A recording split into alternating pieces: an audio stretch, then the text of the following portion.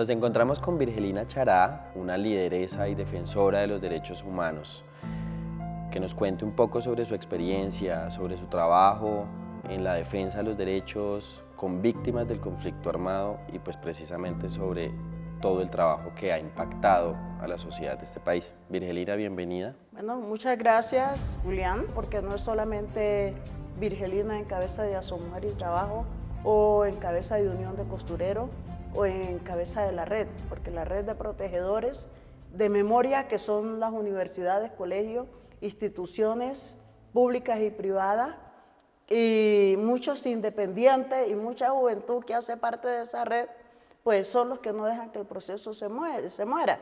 Son los que han generado el impacto, incluso dentro de la academia, dentro de sus instituciones, dentro de las organizaciones de derechos humanos, dentro de su grupo familiar. ¿Cuál es el papel que las víctimas deben jugar en la construcción de país? Las víctimas deben de estar informadas, porque en el proceso, en las organizaciones de las víctimas, está muy desinformada y muy desenfocada.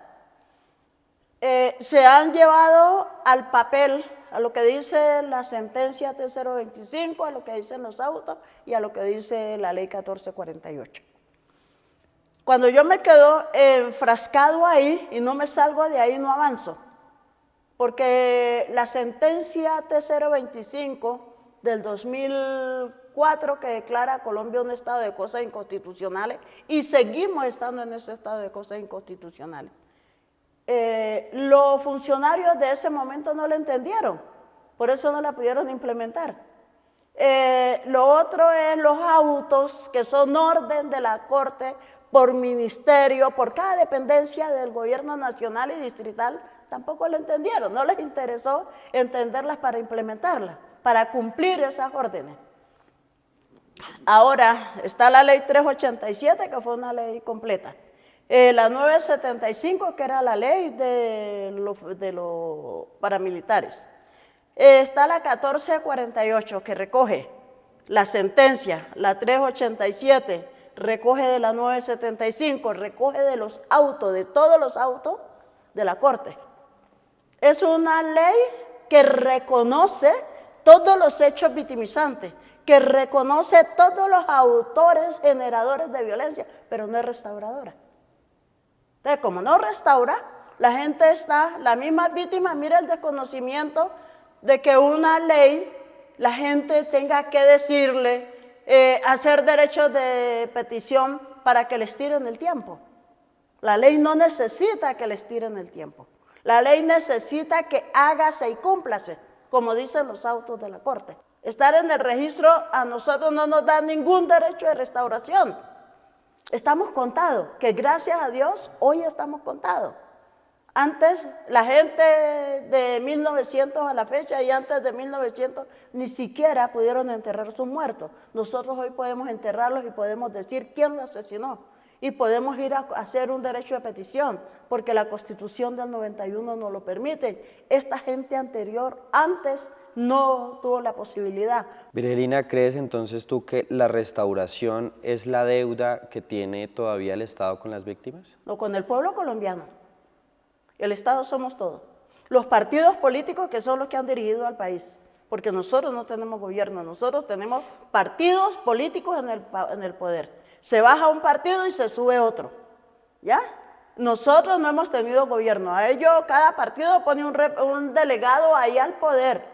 Entonces a ellos no les ha interesado que se acabe el conflicto, y lo que les interesa es seguir contando cada día más a las víctimas. De toda esta victimización que se ha generado a las víctimas del conflicto, Virgelina, ¿considera que en Colombia se reconoce el dolor de las víctimas y ese proceso de resiliencia y transformación que han generado en el país? Sí, ya hoy está avanzado el reconocimiento de que Colombia tiene un conflicto, porque primero había que reconocer el conflicto, que era lo que nos habían negado para poder reconocer las víctimas y para poder restaurar los derechos. Hoy hay un reconocimiento a nivel nacional e internacional de que tenemos víctimas, y la 1448 reconoce 9 hechos victimizantes y sabemos que son más. Que un grupo familiar puede tener los 9 hechos victimizantes. Y dentro de la misma ley 1448 pone a competir a las víctimas con hechos. Cuando una sola víctima, un solo grupo familiar tiene los 9 hechos victimizantes. ¿Sí? Y los 9 hechos victimizantes por los 3 actores identificados como generadores de violencia, la fuerza pública en primer lugar, en segundo lugar los paramilitares y en tercero las guerrillas. Y dentro de todas estas afectaciones que ha causado el conflicto armado, precisamente mencionabas algo muy importante y es el papel que tienen las mujeres no solo en las familias, sino en la construcción de sociedad. Y como las mujeres han sido las más vulneradas en el marco del conflicto armado, ¿cómo el trabajo que tú has hecho ha contribuido a fortalecer el papel de la mujer? Nosotros hablamos de la familia, porque una mujer es un grupo familiar, así no haya tenido hijos. Esa mujer, detrás de esa mujer hay un papá, hay un hermano, hay un primo, hay un sobrino, hay un tío. Por esa razón, nosotros decimos, si se tiene que hablar de la mujer, se tiene que hablar del grupo familiar, porque no es ella sola. Es todo un entorno y como mujer negra, que soy de territorio colectivo, aunque nosotros en Suárez no crecimos en territorios colectivos, pero sí en entornos familiares, en entornos comunitarios, y crecimos en el entorno del pueblo. Lo que le duele al uno, le duele a todos. Y en esa familia, pues también vemos a la blanco-mestiza, a la indígena, que es familia, y el ejemplo ustedes lo ven, que la mujer indígena va con su hijo en la espalda y va con su atado en la cabeza y el resto lo lleva caminando, y el marido va atrás. Entonces el concepto de la mujer se le tiene que ir con el concepto de familia, y no solamente la familia de papá e hijo, sino es que la familia del entorno donde ella está. Eso es la familia que nosotros identificamos.